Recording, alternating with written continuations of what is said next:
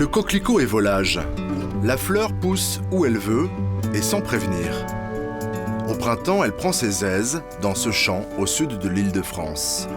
Les cueilleurs l'appellent la fleur caresse. Oh, c'est du velours. Passez votre main. Vous allez voir cette sensation. C'est de la soie. C'est de la soie. On aimerait dormir dans les coquelicots. Denis est confiseur. Et s'il aime le coquelicot, ce n'est pas seulement pour sa caresse, c'est aussi pour sa saveur. Il a un goût qui est peut-être plus sucré que ce qu'on attend de la fleur. C'est-à-dire que c'est une fleur qui est en effet fragile, sensuelle. On attend quelque chose de peut-être très léger. Et en fait, on a quelque chose quand même assez fort en goût. Ce matin-là, dans les paniers, 5 kilos de pétales. Au destin cruel. Ils vont finir au fond de la marmite. Mélangés à de l'eau et du sucre, ils vont donner du sirop de coquelicot, douceur distribuée en épicerie fine et que l'on s'arrache dans la boutique du confiseur. Qui n'a pas goûté au sirop? Du vin blanc, c'est très bon, je peux pas le dire. C'est un petit côté quoi C'est acidulé, c'est bon. Quand j'étais petite, je mangeais les bonbons, vous voyez, regardez. J'en ai pris. Ça me rappelle mon enfance, qui est très très loin, je dois vous signaler. Ça rappelle l'enfance et à 6,10 € le demi-litre de sirop, la nostalgie a le goût des bonnes affaires. Le sirop se porte bien. Cette année, l'été est arrivé en avance. Le soleil est venu doper les ventes, plus 15% par rapport à 2010. Le sirop fait mieux que résister face au soda. Le sirop, même si on en consomme, on n'a pas l'impression d'en consommer aussi vite et aussi autant. C'est le produit anti-crise du rayon. Pour 2 €, une fois dilué, une bouteille de sirop donne 8 litres de boisson aromatisée. Mais dans certaines bouteilles, il y a à boire et à manger. Faux sucre, faux arômes. Pour appâter le client, tous les goûts sont permis.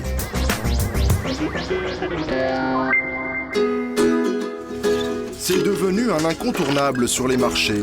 Au milieu des salades, Dégustation de sirop, madame, aujourd'hui, si vous voulez. Rose de Crozan. le sirop artisanal. Thierry le prépare avec ses propres fruits. Avec ça, c'est fait avec ces pétales-là, tu vois. Avec des fleurs. C'est rigolo, hein. Et même une variété de roses anciennes. Ça, c'est un lot avec plus de roses. Ça ira mieux, peut-être. Produits locaux comme ça, je suis pour. Même si c'est plus cher, forcément, qu'au supermarché. Même si c'est plus cher, et puis si le producteur est honnête, personnellement, je mets le prix. Le demi-litre de sirop maison coûte en moyenne 6 €, 5 fois plus cher que les premiers prix en supermarché. L'authentique, il a ce prix-là, quoi. Parce que c'est du vrai authentique. Maintenant, il faut dire authentique, mais il faut dire vrai authentique. Ouais, c'est à ce prix-là. Thierry est l'un des tout derniers artisans siropiers de France. Il travaille à l'ancienne et ça commence toujours par la cueillette. Alors, il y en a un peu par là. Le sirop est une vieille tradition paysanne, la manière la plus simple de conserver des fruits ou des plantes dans du sucre. La menthe, ça adore l'eau. Et là, sans eau, elle est toute petite, quoi. À côté des plants sauvages, Thierry cultive aussi sa propre menthe, d'origine marocaine. La recette du sirop tiendrait sur un timbre-poste. D'abord, une bonne cuisson à l'eau. Ça, c'est parti en cuisson. C'est parti en cuisson. On va attendre la montée en température. C'est pareil, il ne faut pas trop monter en température, ça a tendance à évaporer les parfums. Donc on y va doucement, et puis mais je suis là, je reste à côté. Ensuite, il suffit d'ajouter du sucre. Du coup, le vrai sirop de menthe n'est pas vert, mais d'un joli roux, la couleur du sucre de canne. C'est vraiment de la cuisine pour enfants, quoi. Ça n'empêche pas qu'il faut le faire bien. Un sirop doit contenir au moins 55% de sucre, c'est la loi qui l'impose. Alors Thierry doit vérifier la teneur en sucre. Donc j'en verrai juste quelques gouttes et je vais m'approcher de la source de lumière. Et ça va me donner une approximation assez juste du taux de sucre. Il y a un prisme à l'intérieur et le sucre a tendance à faire dévier la lumière. Et donc là on est à un taux de 65-66, donc il suffit d'attendre très très peu de temps. Et Cet appareil permet de savoir qu'il y a 65% de sucre pour le moment. Grosso modo, ouais, 1 ou 2% près. Il faut faire vite. Le sirop ne doit pas continuer à cuire, mais il doit rester assez chaud pour pasteuriser les bouteilles. Là c'est concentration un peu, tu vois. Il faut faire gaffe, quoi. Pas de conneries. À part un filet de citron, Le sirop artisanal ne contient aucun conservateur. Une fois ouvert, il est à consommer dans la semaine ou à garder au froid, 6 mois maximum. Pas mis le saut dessous. Un bon vieux sirop à l'ancienne, mais qui devient aujourd'hui un produit très tendance, jusque dans les boutiques chics de la capitale. Bonjour. Alain aussi est fabricant de sirop. Vous allez bien? Mais lui a pris ses quartiers dans ce magasin ultra branché et il vient de signer le coup marketing de l'année. Ok. Vous les connaissez par cœur, j'imagine? Tout à fait. Des sirops en forme de Barba Papa, Barbidule, Barbouille, toute la famille est là. Version grenadine, citron, cola et évidemment au parfum de Barba Papa. Ex-barman reconverti dans le sirop, Alain a plus d'un tour dans son sac. Donc c'est un proto, hein. C'est moi qui l'ai fait. Je travaillais dessus, donc il m'a emmené une bouteille vide. Donc on va faire le gingerbread pour Noël, le bonhomme plein d'épices. Donc l'idée c'est, bon là c'est une sérigraphie artisanale, avec un petit bouchon cire rouge hein, pour côté Noël. Donc ça donne, voilà, le petit bonhomme plein d'épices. Sa dernière trouvaille, le bonhomme pain d'épices, que les enfants ont découvert au cinéma dans Shrek. Très honnêtement, j'ai fait le blanc au Tipex pour faire joli. C'est toujours un sirop? C'est un sirop, je vais vous le faire goûter et sentir. Okay. Voilà, et donc ça donne ça. Donc on est dans des touches de pain d'épices très gourmandes. On a positionné sur quelque chose d'assez gourmand, d'assez brioché. Ah bah bien vu, ça a l'air. Voilà. Le sirop au pain d'épices devrait sortir juste avant Noël. Ok, bon bah on attend l'échantillon. Et ce filon tendance, Alain compte bien l'exploiter encore.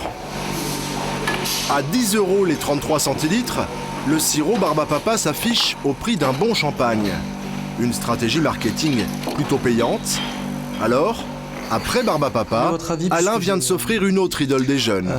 Avec sa responsable commerciale, il imagine déjà la bouteille. Par rapport au plan qu'on doit mettre en place. L'idée c'est de faire peindre en blanc le visage et le bout des pieds et qu'en fait le sirop qui est à l'intérieur soit dévoilé par le nœud et soit dévoilé par le corps. Donc vous avez un parfum de sirop? Ouais, je pense que je vais prendre l'ice cream fraise puisque c'est un des parfums qui plaît le plus sur les salons quand on fait déguster. Ça convient bien en plus aux gosses, le côté ice cream fraise.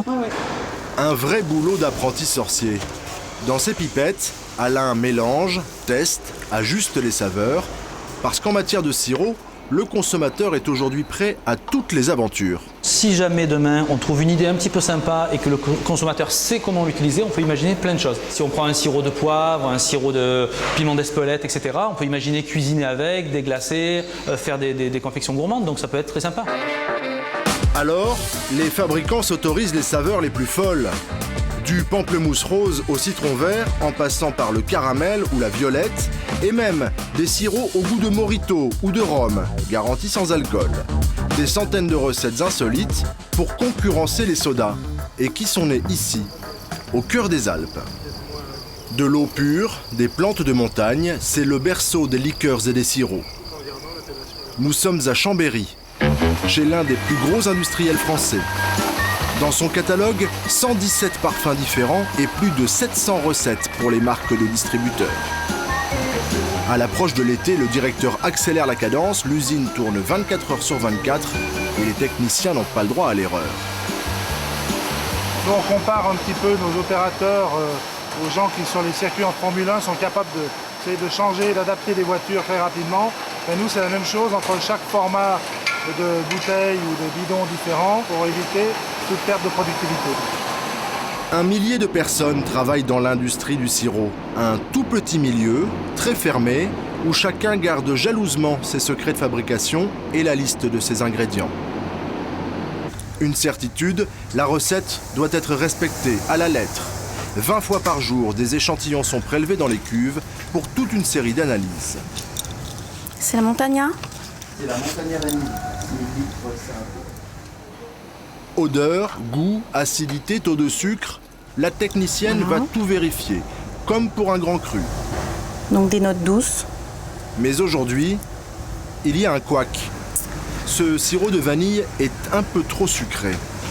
l'équilibre entre l'eau et le sucre et pas exactement comme dans le cahier des charges. Donc c'est un sirop qui est un petit peu fort, donc en fait on va le rétablir. Hein, c'est comme une soupe qui est passée salée, mais on va remettre un petit peu de sel. Voilà, donc on a goûté, les appareils ont donné leur verdict, donc là on va rajouter un petit peu d'eau. Rajouter un petit peu d'eau, ça n'a pas tout à fait le même sens que dans les marmites de notre artisan de la Creuse.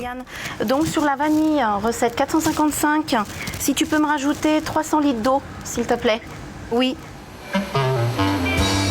Ici, les cuves font 20 000 litres et le sucre se dose à la tonne. 50 millions de bouteilles sortent de l'usine chaque année, certaines vont même voir du pays. Ça part en Thaïlande, ça en Grèce, là c'est la Grande de Bretagne. Bon, ça c'est des préparations qui partent tous les jours, on prépare un petit peu. Là la Russie, je ne sais pas où ça part, en Novosibirsk, voilà. On boit du sirop en Russie alors. En Russie, et le dernier pays en date c'est la Mongolie, donc vous voyez, je ne savais pas qu'on buvait du sirop en Mongolie, mais bon, ça visiblement ça les intéresse. Mais les plus gros consommateurs de sirop restent les Français. Alors les industriels misent sur de nouvelles façons de consommer. Nous sommes dans les Landes. André est représentant pour le sud-ouest du fabricant savoyard. Dans sa tournée commerciale, il ne se contente pas des restaurants et des bars traditionnels. Aujourd'hui, le sirop ne se noie plus dans un verre d'eau, mais dans le café. Une mode arrivée tout droit des États-Unis. André vient démarcher cette chaîne de coffee shop. Salut, ça va? Sa marque a tout juste créé une gamme spéciale pour les boissons chaudes. Ça, c'est des sirops d'aromatisation de produits chauds. C'est-à-dire que ce petit logo sert à dire... C'est l'aromatisation chaud. Il faut oser, quoi. Oui, non, mais ils le savent déjà, monsieur le sait déjà, et il a osé. On ose même transgresser quelquefois pour prendre des sirops qui sont prévus pour les produits froids. Nous les transformons pour les produits chauds et ça va très bien. Un trait de noisette dans le petit noir, un soupçon de vanille dans le grand crème. Pour les patrons de cette enseigne, c'est le petit plus qui fait la différence. C'est sûr qu'à l'heure du goûter, je vais dire c'est 90% des boissons aromatisées, oui. À l'heure du goûter, c'est certain. Une fois, on m'a demandé un café coco. Ça m'a surprise. Et bon, on l'a fait puisque le client l'avait demandé. Et finalement, c'était super bon. Ça avait un petit goût, un arrière-goût du Belay. Et c'était surprenant mais très bon. Créatif, classique ou exotique, dans cette bataille du goût, chacun choisit sa voie. Depuis 15 ans, Philippe parcourt le monde à la recherche des meilleurs ingrédients. Il est l'un des pionniers du sirop bio. Et c'est dans la région de Murcia, au sud de l'Espagne, que Philippe vient chercher sa botte secrète, du citron. Combien il donne de fruits par récolte, en moyenne? C'est assez variable, surtout pour cette variété, le Verna. D'une année sur l'autre, il y a une récolte abondante et puis une autre un peu plus moyenne. Un peu moins. Le citron, c'est la clé du sirop bio. Philippe le met à toutes les sauces. Ça va être un exhausteur de goût qu'on va utiliser dans les sirops, aussi bien dans la grenadine, dans le citron, dans l'orange, dans les fruits rouges, parce qu'avec le sucre et les jus, on aurait une espèce de produit trop sirupeux. Et donc pour le remonter en acidité, on doit mettre de l'acide citrique. Pour ce qui est de nos productions, l'acide citrique, il provient exclusivement de ce fruit, c'est-à-dire il arrive naturellement du fruit bio. Seul produit autorisé dans ce champ, une pulvérisation d'essence de cannelle, censée repousser les insectes.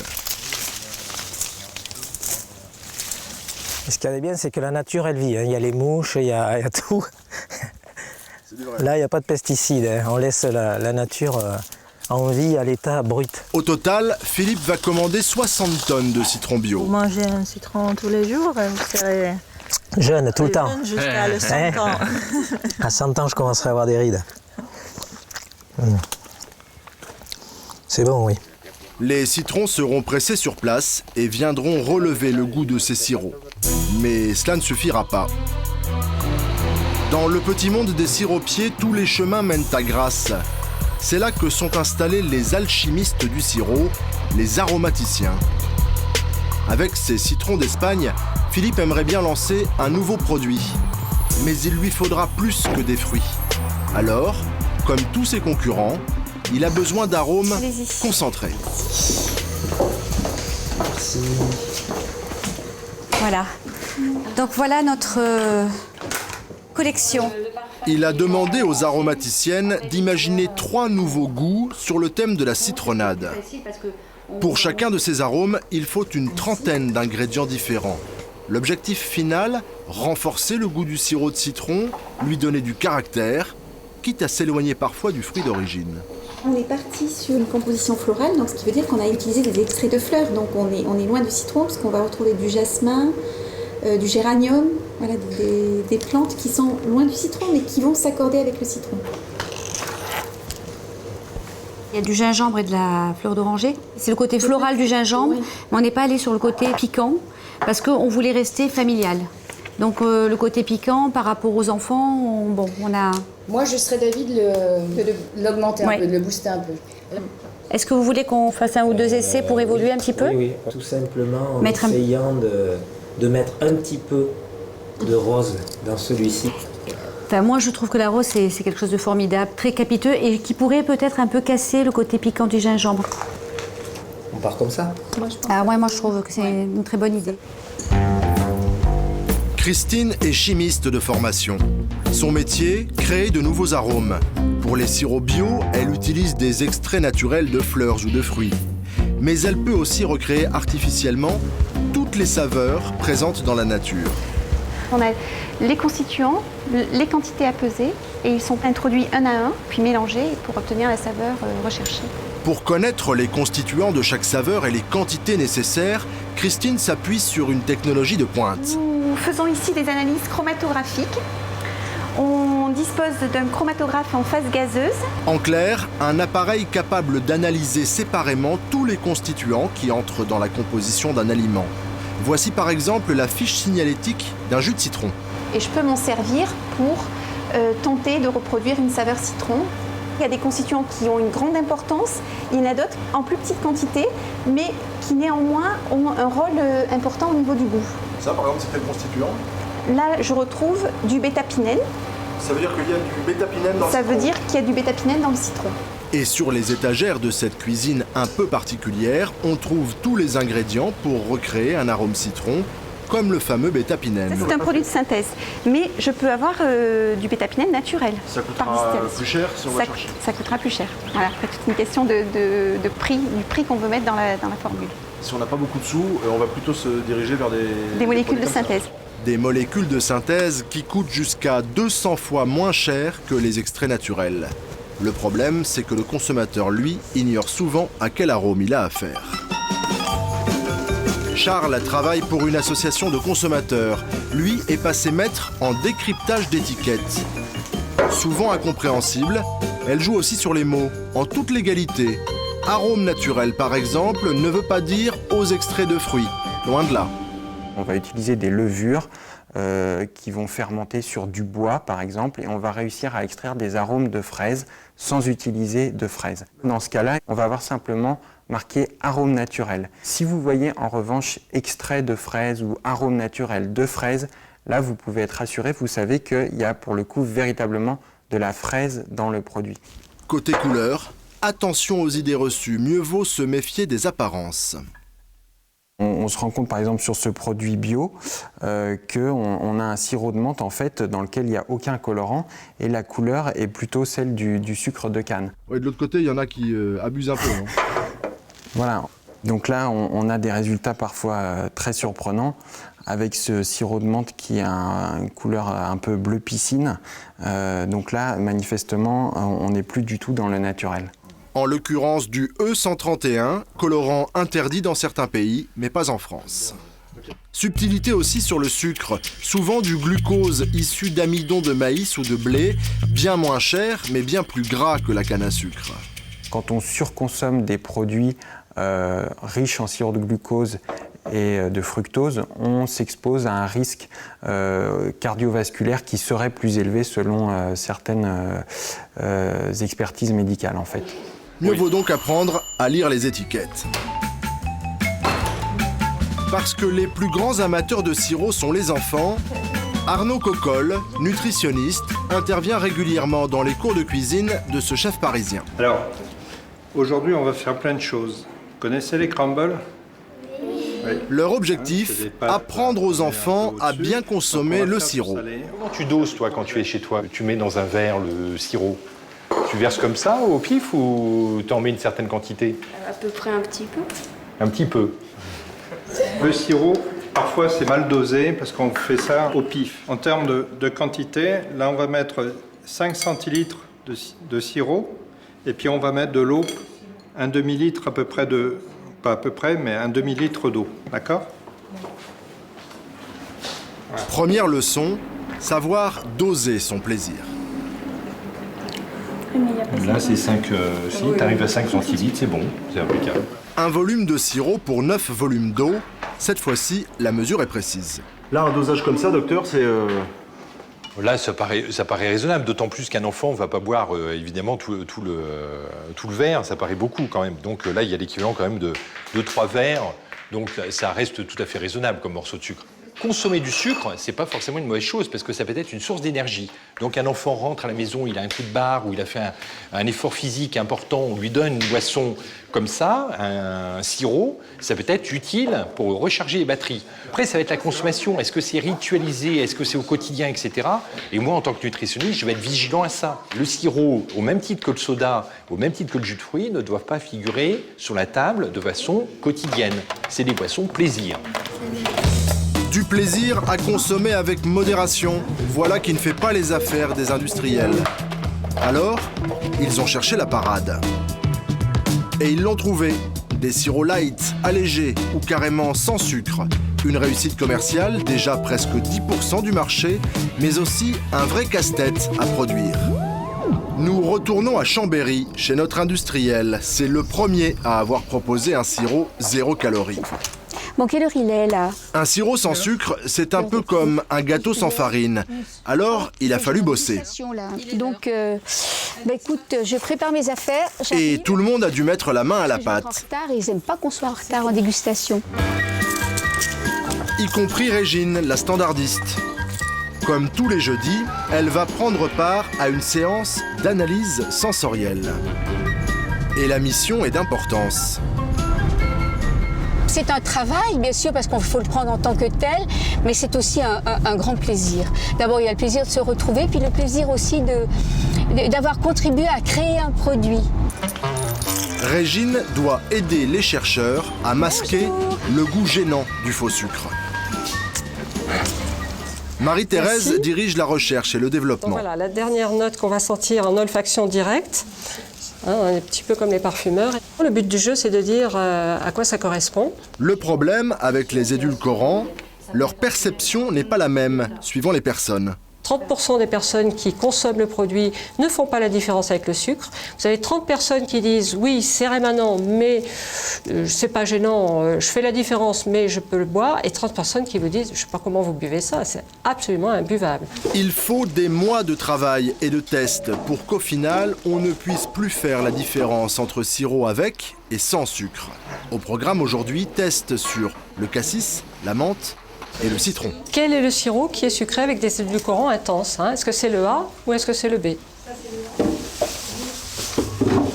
La texture, la couleur, l'odeur, tout est passé au crible. Toujours la note, ce qu'on appelle chinois en brétolide, c'est-à-dire une note un petit peu du bourgeon de cassis.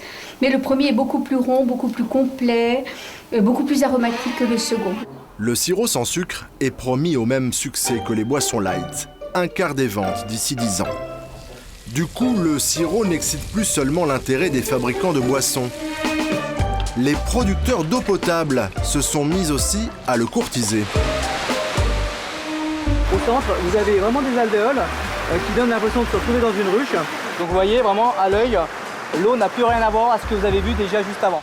Ce jour-là, les enfants des écoles de l'Essonne visitent une usine de production d'eau potable. Une opération de communication avec en point d'orgue un goûter sans un seul soda. Une pointe de sirop, pas trop, hein, parce que c'est sucré quand même. Hein.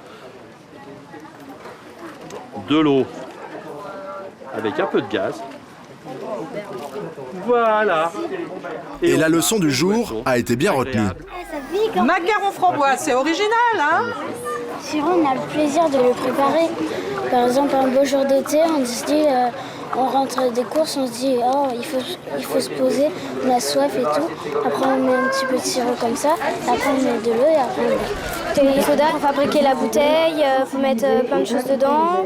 Ensuite, il faut l'empacter, il faut la mettre au supermarché. Ensuite, il faut l'acheter, il faut la mettre à la maison. Alors qu'à la maison, il y a juste à prendre de l'eau et c'est beaucoup plus rapide et plus économique. Bon, qui en veut? Levez la main. Plus haut. Un bidon de sirop, c'est l'équivalent de 8 bouteilles de soda. Un vrai miracle écologique, en plus d'être économique. Avec le sirop, les vendeurs d'eau ont trouvé leur meilleur allié. D'autant qu'ils ont un nouveau gadget pour rendre encore plus sexy l'eau du robinet. Une machine qui fait des bulles. Alors, qui veut du coca? De l'eau pétillante avec un sirop au cola.